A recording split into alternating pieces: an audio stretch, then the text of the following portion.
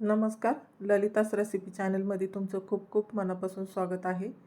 तर आज आपण प्रत्येक सणाला पुरणपोळी बनणारी, गुबगुबीत टम्म फुगणारी, कडापर्यंत सारण असणारी, एकदम अशी मऊ लुसलुशीत पुरणपोळी कशी बनवायची.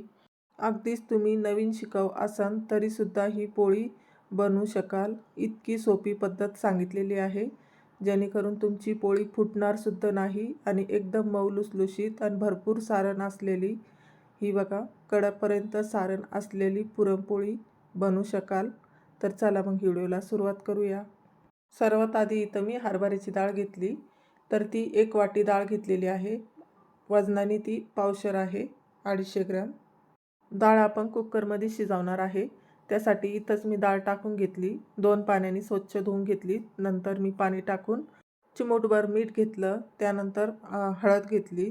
1 पळी तेल टाकलं आणि पाणी टाकून इथं आपण कुकरला आता 3 ते 4 शिट्ट्या काढून घेऊया.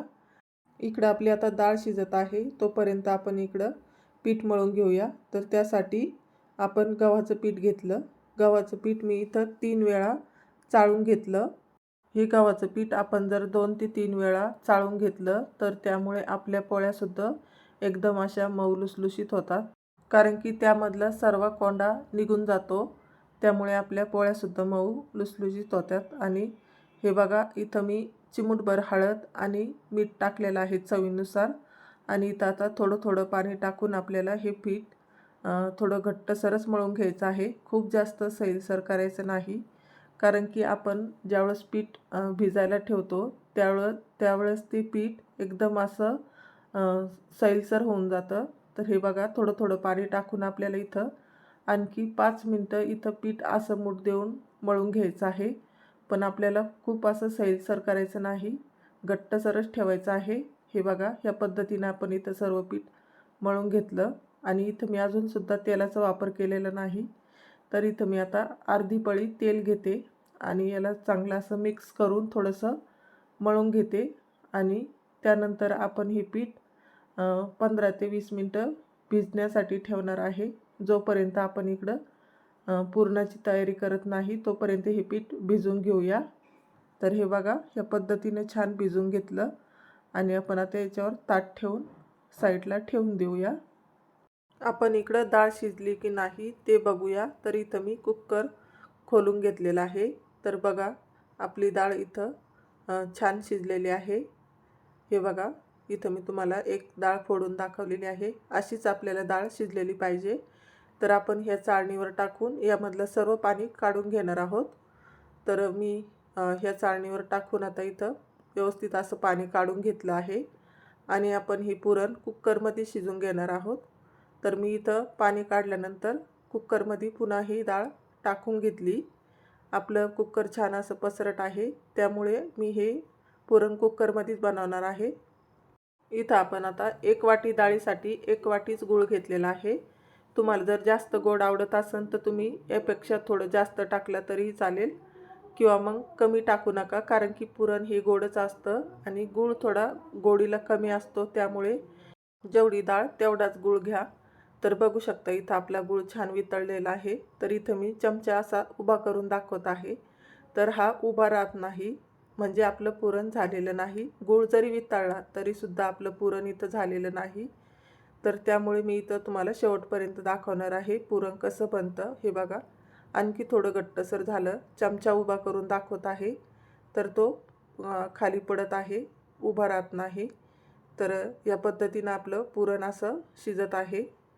पुरणपोळी मेन बनवण्यासाठी म्हणजे पीठ कसं भिजवायचं आणि पुरण कसं बनवायचं हे जर समजून घेतलं ना तर आपली पोळी छानच बनणार आणि ती कधीच फसणार नाही. तर हे बघा आपला चमचा किती छान उभा राहत आहे. इथं आपलं आता पुरण झालेलं आहे. तर मी इथं इलायची पावडर टाकून घेतली अर्धा चमचा. आणि परत इथं व्यवस्थित असं मिक्स करून आता गॅस बंद केलेला आहे.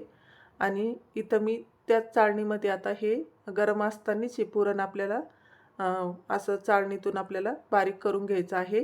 तुमच्याकडे जर पुरण यंत्र असेल तर त्यानेसुद्धा तुम्ही बनवू शकता, किंवा मग मिक्सरच्या भांड्यानं बनवत असाल तर मग तुम्ही हे सगळं थंड झाल्यानंतरच मिक्सरमधून काढा, नाही तर मग त्याला पाणी सुटू शकतं. तर किती छान पुरण आपलं पडत आहे. हे बघा, सर्व पुरण आपलं आता छान झालेलं आहे. एकदम मऊ लुसलुशीत पेढ्यासारखं पुरण झालेलं आहे. इथं आपण आता पोळी बनवण्यासाठी पीठ घेत आहोत. तर बघा किती छान मऊसूत पीठ झालेलं आहे. आपलं हे 15 ते 20 मिनिटात हे पीठ छान भिजून झालेलं आहे. तर मी आणखी थोडंसं मळून घेतलं आणि आता पिठाचे गोळे करून घेऊया. तर त्याआधी मी इथं याचे पुरणाचे गोळे बनवून घेतलेले आहे. तर इथं पूर्ण 5 ते 7 मी इथं गोळे बनवून घेतले. जेवढा हुंडा तेवढाच आपण पुरण घेतलेला आहे. म्हणजे समप्रमाणात आपण इथं पुरण आणि पोळीचा हुंडा घेतलेला आहे आणि व्यवस्थित याची पारी करून त्यामध्ये मी टाकून आणि आता व्यवस्थित असं बंद करून घेत आहे. तर बघू शकता तुम्ही, हे असं बंद केल्यानंतर इथं मी पिठामध्ये बुडून आणि आपण आता इथं व्यवस्थित आता असं प्रेस करणार आहोत वरून. म्हणजे आपण एकदम बेलण्याला लाटलं ना तर ती पोळी फुटू शकते. त्यासाठी हाताने थोडं प्रेस करून आणि मग याला व्यवस्थित असं लाटून घ्यायचं आहे. दोन्ही साईडनं आपल्याला ही पोळी लाटून घ्यायची, म्हणजे दोन्ही साईडनं हे पुरण लागतं आणि कडापर्यंतसुद्धा हे पुरण जातं. बघा किती छान पोळी झालेली आहे. अजिबात आपली ही पोळी फुटलेली नाही. म्हणजे आपलं पीठ आणि पुरण व्यवस्थित झालेलं आहे. त्यामुळे आपली पोळीसुद्धा फुटणार नाही. सर्वात आधी पोळी टाकायच्या आधी इथं मी छोटासा पोळीचा हुंडा घेतला आणि ते तेलामध्ये बुडून हे पूर्ण तव्याला तेल लावून घेतलेलं आहे आणि त्यानंतरच इथं आपण पोळी टाकून घेतली आणि पोळी आता आपण यावर थोडं थोडं तेल टाकून पोळी शेकून घेऊया. तर बघू शकता किती छान टम्म फुगलेली पोळी झालेली आहे. इथं तुम्हाला आणखी एक पोळी बनवून दाखवते. व्यवस्थित पारी करून घ्यायची आणि त्यामध्ये हा हुंडा ठेवून घ्यायचा.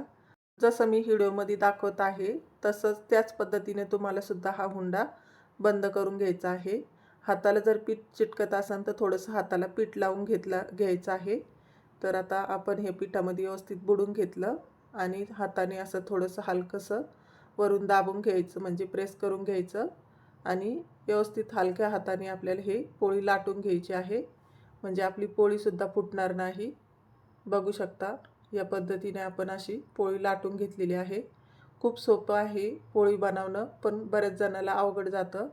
तर तुम्ही हा व्हिडिओ बघितल्यानंतर एकदम अशाच तुम्ही पोळ्यासुद्धा बनवू शकता. तर बघा किती छान पोळी झालेली आहे दुसरीसुद्धा.